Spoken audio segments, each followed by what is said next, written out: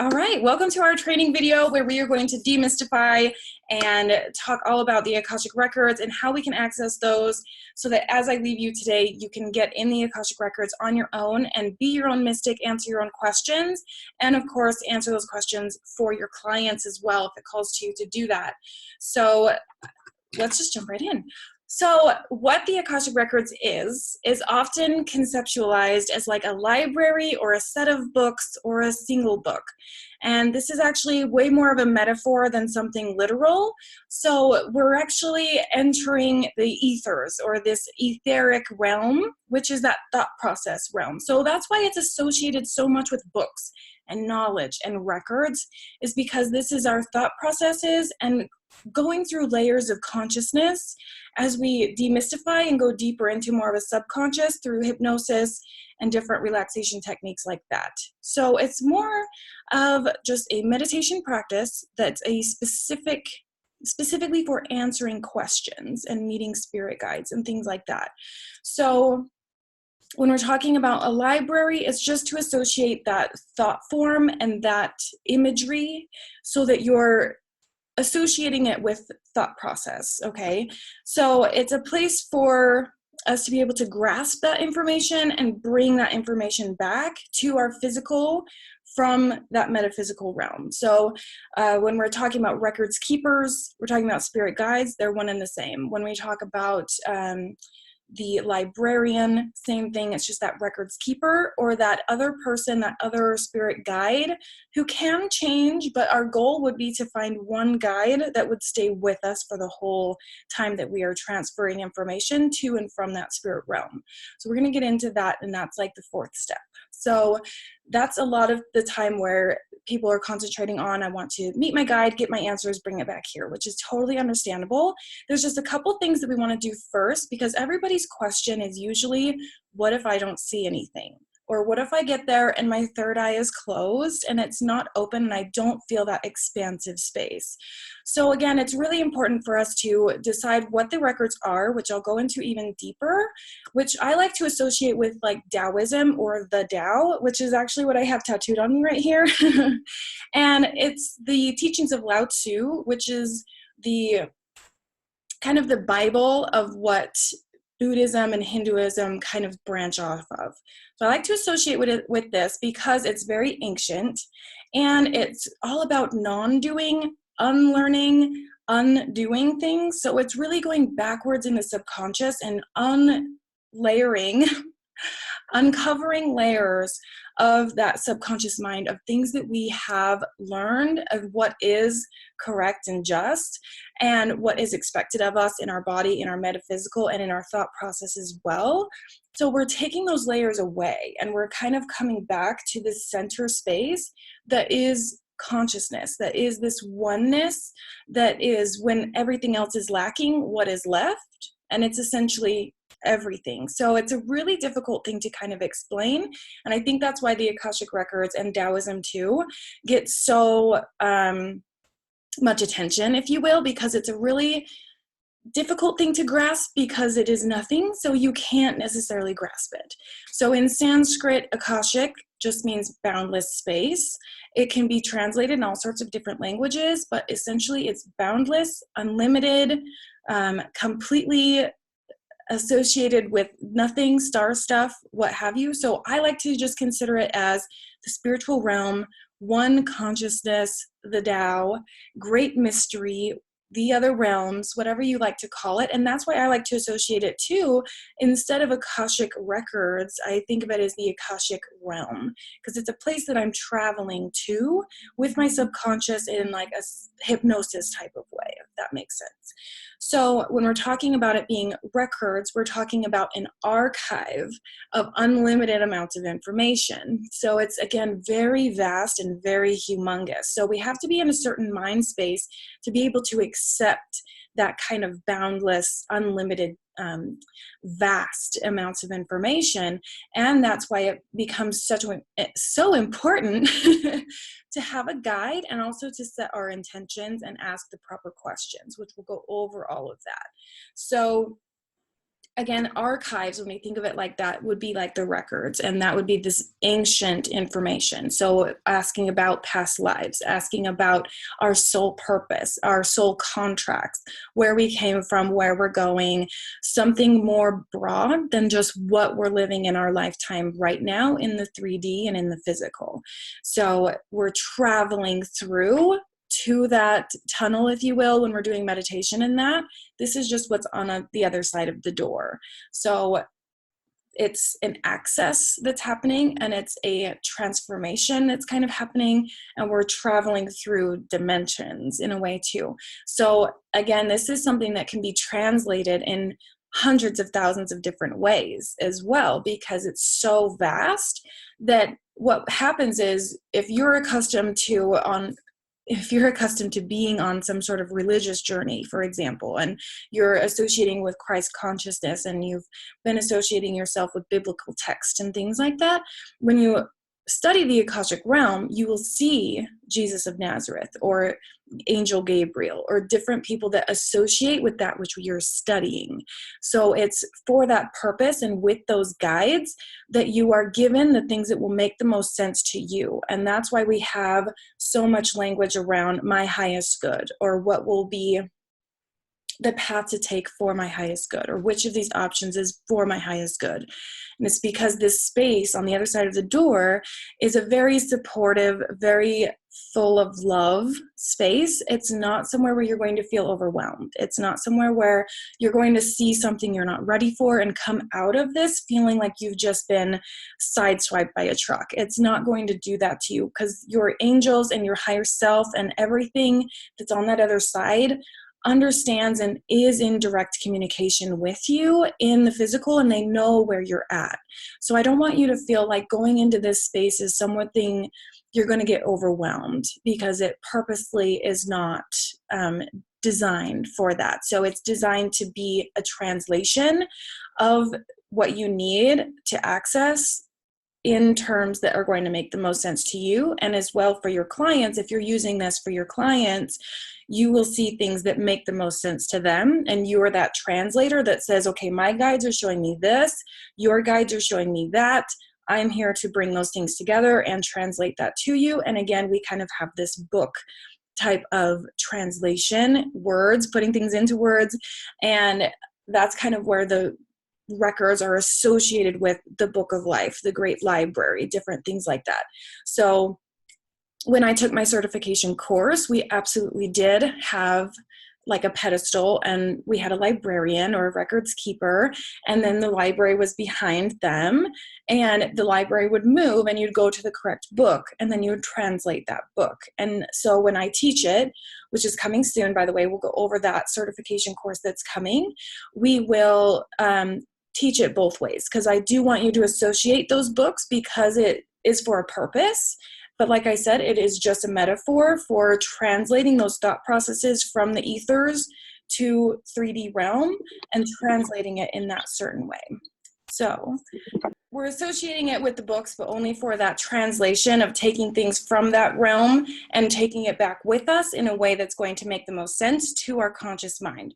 So it's very important too to trust yourself in that process of grabbing and pulling that information to understand what images are coming through. And we're going to go over that too, of how to analyze or not analyze the things that are coming through for you to answer those questions that you're asking at the intention of coming into the records.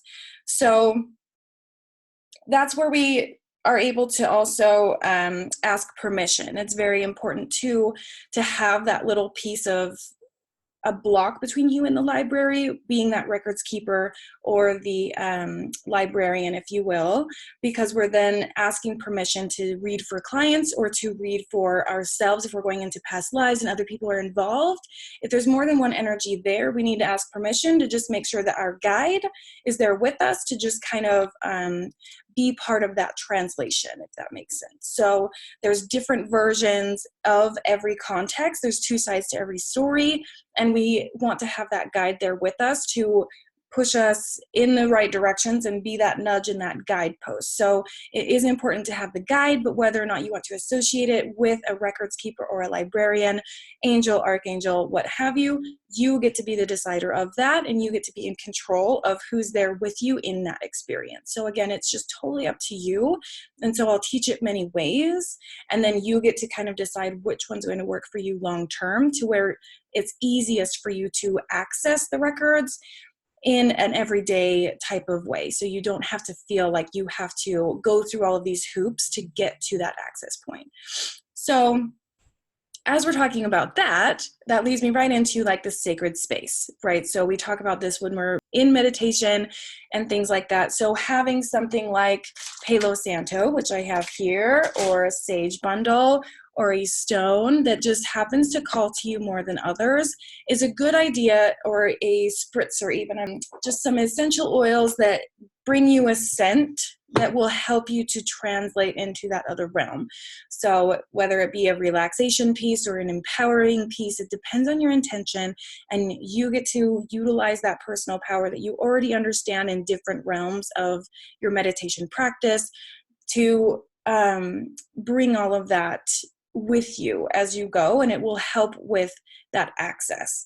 So bringing something like that, and then also clearing your space in some way, either with the smudges or just sweeping the floor that you're about to sit on, having a blanket between you and the floor. You get to decide, but I don't want you to overthink the space. And we'll go over to what to do when your mind starts to wander about the dishes or the clients that you need to catch up with, or these different things that you need to do. Those are just keeping you in the physical. They're not actually serving a purpose. They are just mind clutter. And a couple different things to do with this is just think of it as almost like this mind clatter that then turns into static, which then turns into mist, and then you're on the beach and the mist is kind of overflowing you. Then you can transform that mind clatter into something peaceful, okay? Or if something is coming up and it's multiple different things that are overwhelming you with thoughts, then you can imagine you're going on a river and you're on a raft, and all of those are white rapids, right? And so you're going up and down really quickly, you're getting tossed from side to side, and then consciously you're taking control of the river, making it more steady pace. And by the end of this process that you get to control, it becomes a smoother process, and then you're floating on your back and you're extremely tranquil, and you're in this serene ocean that the river led you to, things like that. So there's a way to transform the thoughts into something helpful that can help you then transform what you're seeing in your mind, which was the dishes, to then seeing mist, if that makes sense. So it's a way of enchanting your energy a little bit and getting that physical realm into more of a subconscious realm, so it's all in the brain. So a way to be able to tell if your mind is wandering is if you have closed your eyes and then your eyeballs are kind of doing this. Just think of that as what's coming up for me right now. What do I want to be concentrating on? And is it just my day-to-day mundane to-do list? Okay, then I'm just going to transform this into something manageable so that I can have this experience. Okay, so then, of course, making sure there's alignment going on with your body, right? So putting your chakras in a straight line, whether that be lying flat on your back with your feet up. I suggest the feet up because you're less likely to fall asleep, but all of your chakras are in your middle body. So you can then make a right angle. Then you have this feeling of almost falling, and no pillow behind your head will do the same things. We always are accustomed to having pillows. So once you take that away, you almost feel like you're doing this, and that helps with that access or that falling through. And that is where fear can come in, because we're feeling like we're falling. We're feeling like we're getting sucked. And when that happens, we can easily just be like, dishes, this, that, homework, whatever. And that is fear creeping in and keeping you in your body. And back pain as well will do the same thing. So there's different ways that we can concentrate on what's coming in, but feel definitely good about which how we transform it. So it's a conscious transformation. And that brings me to as well the breath, or why people always say concentrate on the breath. And this is because this is totally a subconscious action that we don't have to actually think to ourselves, I want to breathe right now. So when we do that and we think to ourselves, all I'm going to do is breathe, the only thing I need to concentrate on is breathing, then the other mind stuff doesn't have space. We fill that space up with the breath, and we're cleansing as well as we go. We're inhaling and exhaling. So there's this expansion that's kind of going on, and it cleanses the energy as we go. So that's why that is such an important piece. And as well, things like swimming or walking or running can become meditative practices, because again, our mind is not telling us, hey, put one foot in front of the other. It just happens. So if you have a hard time with that piece of transforming into a tranquil state, doing meditation headphones, guided meditation on YouTube or something like this while you're walking can really help you to practice getting into just concentrating on those steps, concentrating on nothing but breathing, let everything else fall away. If something is coming in and tapping at you almost, then you can create the mist or create that river. And there are others as well. But then as we've kind of done that, as we've calmed down, I personally tend to get bored in meditation videos when they have so much concentration on come back to the breath, and then a half an hour has gone by and we haven't yet seen the door. So this is having this access method that you don't actually have to have someone tell you this is what you want to see. You have something to come back to that works for you, that you can sit down and access the door with only a few moments. So what we want to do there is find an access method that works for you. So this is where we have the pathway through the garden, the doorway that opens, the tunnel that we walk into. There's caves, beaches, going down the river, like I said. So the river, for example, we want to start at one place with the mind clatter and things like this. We come down, we go to an ocean. It opens up to a vast space where we're able to have a tranquil experience and we're in a state of serenity. That's what we want to accomplish. From there, then I would suggest, if this is the way we're going, to then imagine yourself laying flat, opening your eyes, and then you see this channel going up into the ethers or into the other realms or space, and we get to follow by either just being lifted up or by consciously flying up and then taking control of the time that it takes or the speed that we're going. So then you're consciously telling yourself, okay, I'm traveling and this is okay because I can come back at any moment. And this is the magic piece of feeling like we're kind of falling, and it feels really great. We don't have to concentrate on the breath because it's happening without us consciously doing that. Then we can come up to a space where there's a door, there's a pedestal, there's a step, what have you. Then we can open that door, and on the other side is waiting for your spirit team or the conscious library or the book sitting on a pedestal, something like this. And this is something we'll practice in the actual certification course and do it several times, guided meditations, all of that, which give you several different options so that when it comes down to it, you have several to try, and then accessing it will be an easy thing that you can come back to, and it's just something you can record yourself talking if you want to, but you can just be doing it consciously because you've done it so many times, if that makes sense. So we went over your guide and how that can look like many different things. Like I said, if you are into biblical text, you'll see that. Archangels, you'll see that. Shamans and Native American things, you'll see that. It totally depends on what you are accustomed to and what you are relating with. However, you cannot choose your guide. So I've had a couple experiences with this where I decided I wanted to meet my spirit guide, but I wanted it to be a certain way. Obviously, that doesn't necessarily work. And again, if we're setting intentions for example, abundance and money, and we're saying, okay, my question is, what's my next step for money abundance that will lead to my highest good? And we go into the records to ask that question to our guides. What can happen is we start getting images of childhood. We start getting images of a father figure. We start getting images of grandparents or traveling, something totally off topic. And then we start thinking, well, this must be my brain taking me different places. I'm going to clear cut delete that. And then we start fragmenting the channel because we're saying to ourselves, nope, that's not what I want. I want money, right? So the issue here is It could be teaching you that in your childhood or from your father figure, you have learned specific subconscious beliefs about money that are keeping you stuck. And what we want to do is focus on that so that you're understanding where your subconscious lies. So there's a fine line between the dishes and the homework and things that are pulling us, and then seeing what we need to see. So you get to be consciously involved in which and what these things are, and whether or not they're pivot points to be guiding you to concentrate on a different direction, or if it's something that's a hurdle that you need to just jump over and get over. So it depends on what state of mind you're at. Again, if your eyes are doing this behind your eyelids, that's an indication that you're not there. You're not in the Akashic realm. You have not crossed the threshold. Once you have crossed the threshold, which of course we'll go over again and give you several methods on how to do that.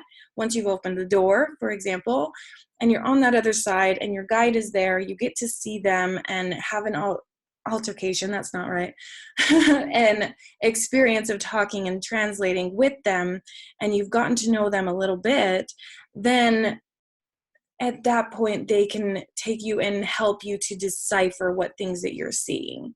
But the biggest thing here is a lot of people's questions were, what if I am blocked? My third eye is blocked. And what that means is you're second guessing yourself. And once you're in this space, you can continue to second guess yourself even on the subconscious level. So that's many layers that we're digging through. And we'll have to work together on something like that if you legitimately feel like that you are going to see something that's not going to make sense. First and foremost, you have a guide there that you can trust. And I've had several different guides, some of them looking like angels, some of them animals, some of them mystic creatures. Some of them were on purpose. I wanted to do an animal guided meditation. One of them was I want to meet an angel, but I didn't want it to be Gabriel, Michael, Raphael, what have you. It ended up being Gabriel, but that's a story for another day. But I wanted it to be my angel, if that makes sense, or my collective, right? And it just so happened that Gabriel showed up and there was healing to be done and things like that. So it worked out. But again, you can't be so in control. Once you cross that threshold, you're there to be an observer. And that's an important part too, is once you're there, you're just there to be eyes open. And that's once you feel like your eyes are open behind your eyelids and you're seeing things as if you're in a dream, your third eye's open, you're there, you're done. That's all you need to do consciously. Then you just say, okay, this is where I want to ask my questions. Okay, this is where I want to explore my past life. And of course, these are your intentions that you set before you sit down to do the meditation or to access the realm. So at that point, then you're able to get different images, like I said, about like a father figure or a past life or something that's coming up that might not have 110% to do with money that you first and foremost put into your intention. So again, trust the images that come up. Once you've reached the place where your eyelids are closed, but your eyes feel open. You feel in a tranquil state. You're here seeing things in a dream time type of situation. Now it's time to trust everything that comes through. So again, if you're seeing nothing but a book, but the pages are blank, that's okay. What we want to do is just say book, book, book. We want to acknowledge and give our attention and our awareness to the fact that the book is there. Then as we are focusing on it and we're kind of doing this where we're summoning the things to come through, that concentration can then have somewhere to go, and then it'll evolve. Either you'll see pages start to turn, you'll see images start to appear, or you might get your attention called to look upwards and just take the book with you and look at the binding. Maybe there's a key on the binding. Maybe there's a key further away that you have to bring to the book. There's a little journey that happens and it gets to be fun. This is another piece of the puzzle. Doing this as homework or doing it because you feel like you need to, or having like an expectation as you come into this is going to hinder you. So when we're here, again, we're an observer and we're here to be in the tranquil state for as long as possible. That's really our goal, is just to enjoy this tranquil state of not having to be anywhere else and not having all that mind clatter take us away. So we want to concentrate on the things that are coming through. Animals, I see maybe a hawk or something. Okay, cool. What do hawks mean? And then we start to think about it, right? I've heard of hawks before, and it was in this different TV show, and I remember seeing on BBC, and we start going in and then we can, again, do the same processes that we did that just was like, don't need to be anywhere else. What do these guides or this realm have to teach me about the hawk? Not what I already know. What don't I know? What do I need to be open to? What needs to come through and be channeled to me about this animal, this book, this whatever I'm seeing? So trusting those images. Once your eyelids are shut and feel tranquil, those images come in. You can expand on those images, but just take things one at a time. You don't have to, like I said, you won't be overwhelmed. It won't be a state of just overwhelm. It'll be a state of feeling loved, supported, with your guide there by your side, and trusting the things that come through and that they get to evolve. So again, if it's just a book with empty pages, don't concentrate on the fact that the pages are empty and think to yourself in a lack mindset of, I'm not seeing anything, this is blank, holy crap, I'm going to get out of here and not get anything. You need to calm all that down in the moment and just focus on the book. And then if nothing comes to you, just place your hands on it while you're in the dream time, and then be looking at your surroundings. Are you in a forest? Are you in a library? Are you in a cobblestone cottage? Are you in a garden? Where are you? What keys can you bring from your surroundings? What is your guide doing? Sometimes my guide will just start walking away, and I have to decide for myself, do I follow or do I let him go and be on my own? Right? And you'll get a feel for these type of things, and this is where you get to answer your own questions. Okay, so if the book is open and the page is blank, for example, that could mean it's time to ask your question. And then you get to consciously create a pen if you want to, or grab a pen, what have you. And then you get to start writing your questions. And it's like channeled writing in the dream time itself. So ask your questions to the book, or continue channeling writing in the book. Now it's important as well to have a journal in the physical next to you while you're accessing this channel. Simply because, while we're having these different access communications happening, it's easy to come back into the physical and forget, or to go right back into dishes, homework, kids, do this, do that, time frames, things like that. So it's important once you do come back to your body to have a journal so that you can write down your instances, come back the next day. I have a tarot card deck that suggests doing like one spread per week and then reflect on it for at least 3 days. So you come back to it, you journal on it, then you get the highlighter or you get the different colors, what have you, and you circle things or you expand on things. And it's for a purpose to be expanding and going through the layers of why is it a father figure, not a mother figure, for example, or is there healing to be done in this area, what have you. And then you're able to not overanalyze or get into the left brain too much, but it's more just to reflect on what you've learned.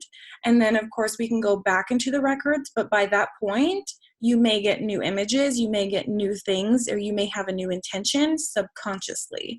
So we want to be really in charge with our subconscious as we go into this realm, because that's what's leading the conversation, and that's what our guides are understanding that we need more so than what we want. And that's another big key piece too, is like for the money, for example, I need money to pay my bills and I need abundance to prove to my husband that I can do it, or what have you. When you go in with that mind space, they're going to show you something different, which, like I mentioned before, might be a father figure or something that's more deep-seated, because it's something to move through. It's something to go back to that place and perform some sort of healing. Now, there is healing that can be done in the Akashic Records or the Akashic Realm because there's so much love there. It's almost like once you go through that door, there's nothing but bright lights, right? With the end of the tunnel is always a bright light. We're going and becoming that light. Like I mentioned at the very beginning, this is our one consciousness, right? So we're here to, I want to say analyze, but we're here to understand on a deeper level the things that we're here to do in the physical. But this is also our communication piece with our higher self and the purpose for why we were given the events that we were given to work through the things that we've been given to work through. So yes, there's healing that can be done there, and it can be done with, we don't have to feel alone as we go through to do that in the Akashic realm. So there's a lot of information and a lot of different pieces of things that we can do once we're in those records. So the important piece then is to create a direct channel for what the energy we want to accomplish while we're there, and asking those proper questions as well. So just asking a question that says, which way should I go? That doesn't make a whole lot of sense to spirit, and they don't know how to translate that. So we'll go over that as well in the certification course, because there's a whole section on this. So I like to have a couple options, and I do this with my clients as well. Don't just tell me to tell you what to do. I need to have 3 or 4 things that I can get a feel for. And that's what I would have you do as well in the Akashic Records, is say, okay, I could go be a teacher. What does that feel like to go to a classroom every day? What does it feel like to be around children? What does it feel like in the faculty room? What am I eating for lunch? All of that. Get into the energy of it. Live it for a minute in the dream time. What does that feel like? Then you'll just get a sense for yes or no. And I went over this as well in my group a little while ago of no answers might feel confined, dark, stop signs maybe, or a brick wall maybe. And so you'll get this image rather than just a no, right? The different clairs, claircognizant, clairaudient, etc. So you might have images of stop signs and different things like that, where a yes answer might look like bright sunny skies, or like a garden, or the door opening, or walls breaking down, or different sunshiny sweet flowers, something like this that makes you feel expansive rather than confined. Those are your yes or no indications. Okay, so the imagery makes a lot of sense. And then once you start reading for clients, if that's something you choose to do too, it's very important to tell them what those things are. So I'm seeing sunshiny flowers with rose bushes, a huge garden area. I think this is a yes answer. What do you think? That will make a lot of sense to them. Then of course they can say, oh my goodness, I see my mother's cottage that she grew up in. This is so important. My grandmother is here. We were baking cookies this day.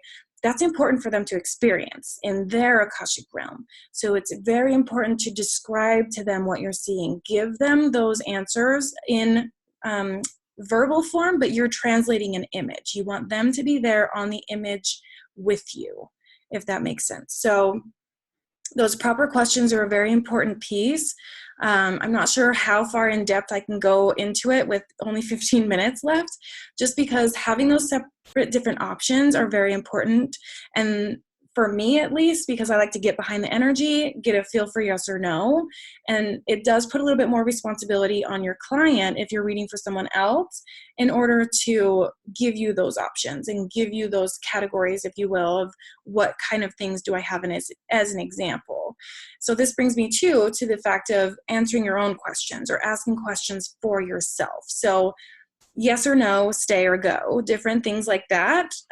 You'll get a certain feeling for them, but it's a lot more difficult to do this for yourself, because it's almost like flipping a coin in the air and then having that hope that it lands on heads or tails, right? So that is an indication that you know which way to go. So if your heart is pulling and hoping and wishing and desiring for it to be a certain outcome, then trust that thing.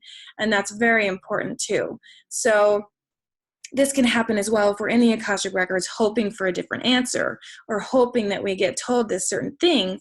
You'll go there and you might see blank pages, black space, nothing.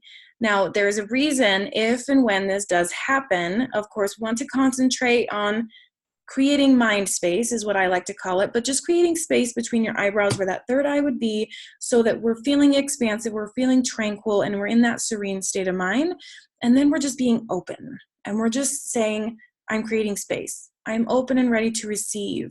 I'm here to gain knowledge. I'm here to gain perspective and clarity. We're saying those things instead of, please be yes, please be yes, please be yes. Because in that indication, that's your conscious coming in and tapping on the glass, if you will.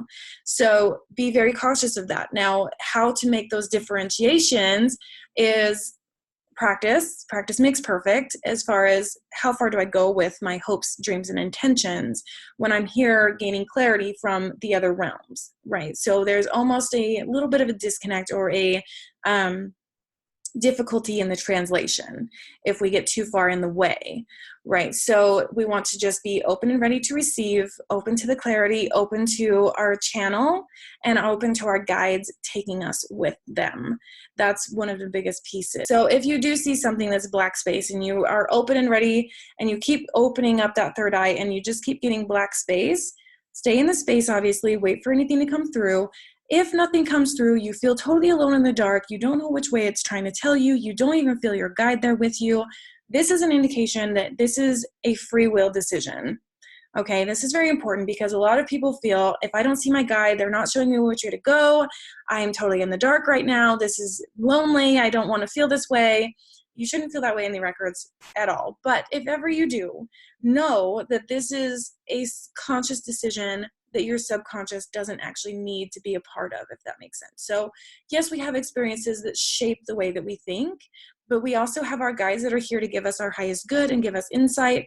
But when that insight is absent, when our subconscious is absent, it's just an indication that your free will is in play here. You get to decide which way to go. This is your pivot point. We're not going to, excuse me, come in and tell you which way. We're not going to come in and try to steer you, because it is up to you, and this is a monumental time for, like, just an example, go back to work or take on my spiritual business. Both of those could lead to abundance in the form of money. Both of them have a feel to it. And your job, your purpose is to be analyzing, I keep using that word, but I don't want you to get too left brain about it, but to see and feel what each of those options feel like, get behind each option, and then make a conscious decision that is you putting forth the energy in one direction or another, and then really taking that decisive action and saying, okay, this is what it is I want to do. Once that decision is made, you'd be amazed to see that when you re-enter the Akashic realm with that in place, that decision already made, then your guides can come in, then you'll receive more insight, the clarity will come clear. They just wanted you to get that decision out of the way, if that makes sense. So then, of course, we have coming back to the body. Now, there's several different ways to do that too. I actually find that I always get disappointed when it's time to come back because I want to stay in there forever. And this is why a lot of people fall asleep or do meditations to fall asleep, because you can just go straight to that realm and stay there and allow yourself to sleep. And if you come back and don't remember anything, it gets to be okay, because you got to spend time in that tranquil place, and you can go back there. And every time you go back, the translation gets stronger. You're grabbing information and bringing it back, it gets stronger. Practice makes perfect. So the more time, the better. So using symbols is extremely important, and it's something that will come from past lives, from angelic other realms, different things like this, and you should recognize what they are. So for example, in one of my past live meditations, I was able to see a notebook that opened up to have all sorts of symbols in it. And then after I came back, I wrote them down. I tried to kind of scribble them out as good as I could. And then afterwards, I kind of had to come back to it several times and realize, okay, these are runes, right? So it wasn't a whole nother language. It was symbols that replicated runes. So then I went and invested in the runes and the workbook, etc. So you can ask for, yes, this guidance be something that I understand, but also trusting that when you go into this, they're not going to give you things that you don't understand. So if you do go in and see something that's totally out of the ordinary, so for example, that booklet that I did see, for me, just looked like a bunch of gibberish. Once I just kind of tried to scribble it down as good as I could to replicate it, then I came back to it, and more understanding that I gave to it, the more concentration and the more energy that I put forward into understanding it, the better it became. So it can be a bit of a process. You may come out of the meditation to then research into hawks or medicine teachers of what you saw. So for example, I didn't know when I asked for my angel to come to me that it was Gabriel. I just realized that I couldn't tell if it was male or female. And I thought to myself, that doesn't make a lot of sense. There's like long flowing golden locks, but there's a masculine body. So then I researched it, and I did get a name from the meditation eventually that said Gabriel. So when I Googled it, Google is still your friend even in meditation, then it came up to say Gabriel likes to give mixed messages. He likes to come up to sometimes being a female body, sometimes male. You can't always differentiate the two. He likes to utilize that kind of brain confusion to his advantage to then translate messages. So then that was a second indicator that yes, who I saw was Gabriel.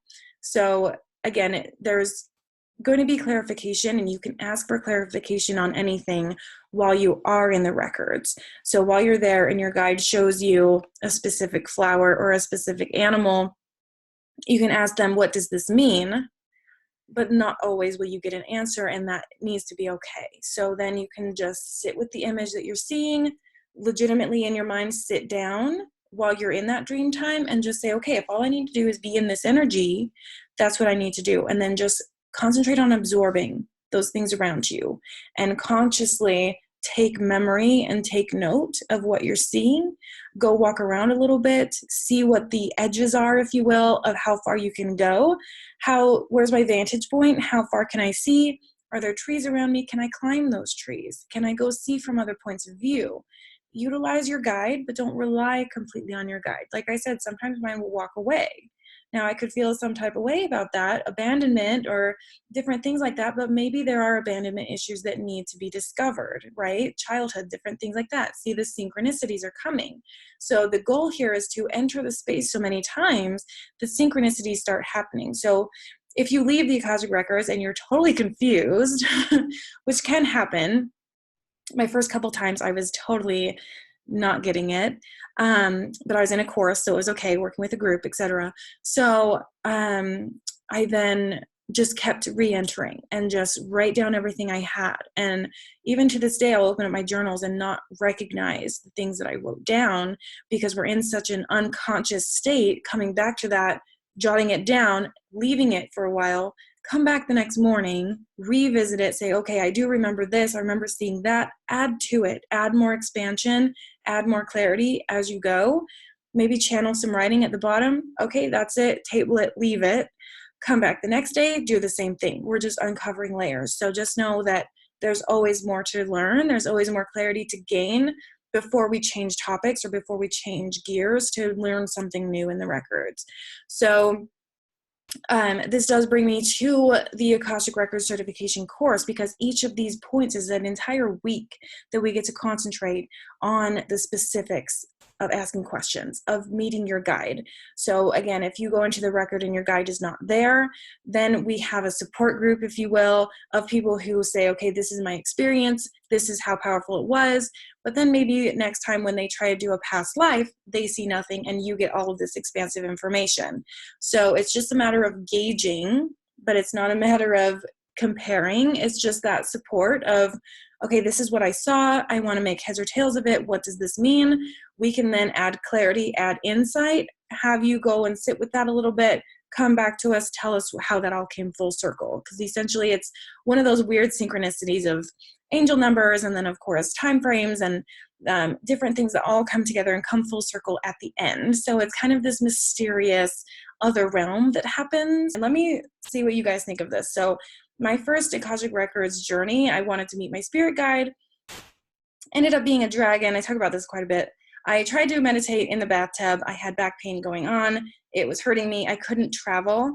And my dragon started to scream at me in my face. And the only thing that I started to grasp from that was I kept getting an image of the stone that was the same color as he is. And it was this stone right here. And you tell me if you see a dragon face. You see the little nose. So this is like his chin. This goes up to the nose. And this would be like his ear. And this is my dragon, and that's my stone that he led me to. So then, of course, the next time I went in, I took my stone with me. This is a stone that I already had. It wasn't like, go to the store, buy a new thing. It's more likely that you already have the stuff here at your disposal, and it's just like, bring a few things, you get a feel for your energy. Like I said, enchant your space a little bit, create your sacred space with things you already have that meditation, go with the guide of what we're doing, then come back, journal about it, and then say, oh my gosh, this is the stone, I already have it, and then look at it and say, holy crap, there's a dragon in the stone. So it was very cute. And now when I see him, he is super happy to see me. He likes me to jump on his back, and that's my access method, is actually just jumping on his back and he takes me. So we go up almost like through an elevator shaft straight up. And that's what he wanted me to do the first time. And I couldn't get behind it because my back was hurting me. So again, it's just every single time I entered, it got better and better. He transforms. He started as a Chinese dragon, you know, that looked like, had the wispies and everything. It was like an abundance dragon. And then he kind of evolved into more of a Game of Thrones dragon that had the bigger wings, longer neck. And he evolves with me, and he can become little pocket sized so I can take him with me. It's the cutest freaking thing.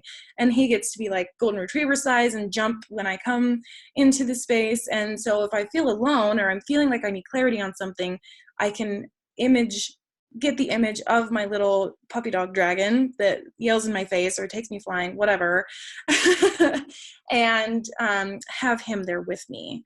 So yes, I want a dragon. I did not think it was going to be a dragon. So to have a dragon be my spirit guide in the Akashic realm totally flabbergasted me. So again, you just kind of have to trust what comes through. I did not expect there to be a dragon. He just came to me. I was expecting more of like a mystical unicorn fairy, something like that. Garden fairy maybe. But mermaids, unicorns, all of those things exist there. So he's taken me to those realms, and I'm assuming when we go straight up like this, we're going through dimensions and we're going to different levels, and we could stop at any of those levels, but he decides for me where we're meant to go, what we're meant to see, etc. So then there's the spirit guides, that's a whole unit. Then you know, how to take that information and transform it from the spirit realm to the physical to then see how it applies. Because one of them also was which past life, because I've had so many past lives apparently. So I was like, I want to see a past life. Okay.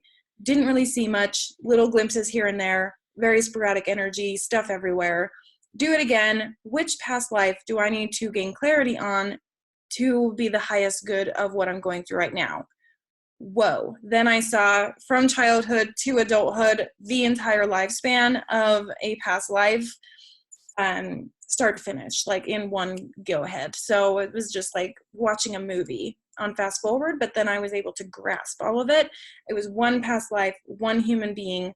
There's a name, there was a town, there was a year, and that's the things we're going to be asking your Akashic Records in the certification course is not only do I want to see my past life, but where was I on a map?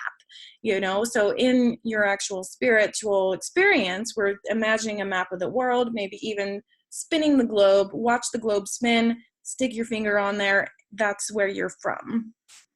Right. So different ways to answer very specific questions. For me, it was more just what year is it right now? And you can turn around and look at your surroundings and ask the spirit realm, what year is it? You might get images, you might get a map, you might get clothing ideas. And this is another big one with the past life thing was I had a name. I knew I was in Sweden. I knew it was 1300 AD. And I was seeing images. And so I was on the run. I was a green witch, by the way. It was so fun.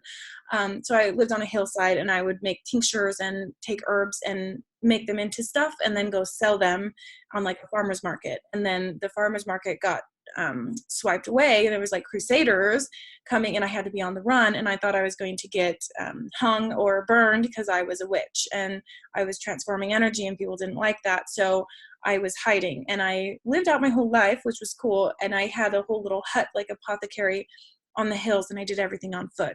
So this crazy little hiding energy, right? So what makes sense now is I have a business doing witchy stuff, moving energy, but do I want to be completely public with it, right? So why is this my highest good? How can I gain from this? And I was able to have conversations with her, the Green Witch, in her older years, with my dragon there with me.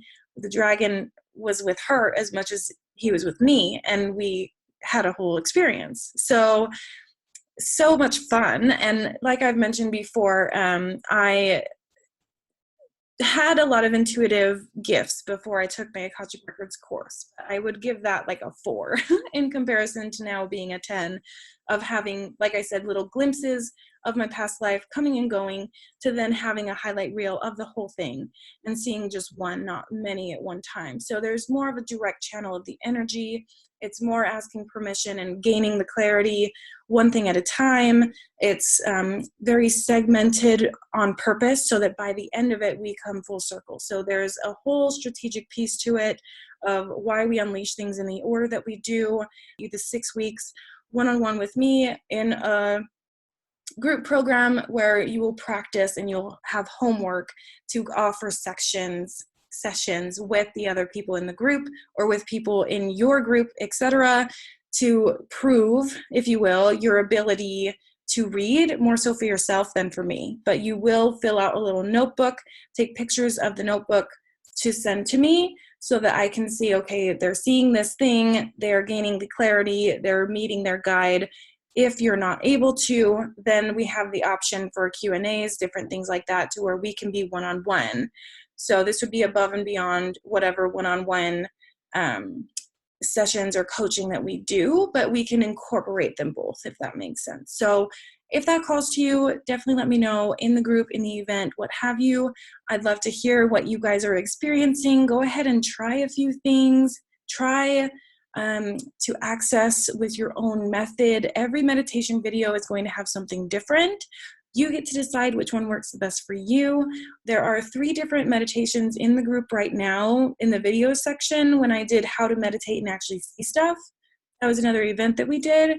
All of those have a separate meditation that I guided. So activating the chakras, obviously just creating alignment, right? Becoming a cleanse in order to get that third eye to open. If you still and always feel like you're trying to see things in the dream time, but it's getting fragmented or it's having an issue with a direct channel, that's a time to say, okay, I need to align. I need to figure out where in my chakras I am blocked so that when I get to that third eye, it's not a problem for me, because that's going to be a definite indicator that there's some work or healing to be done. Does that mean you'll never be able to access the Akashic Records? Absolutely not. You can be in the Akashic Records without being completely healed. It's okay.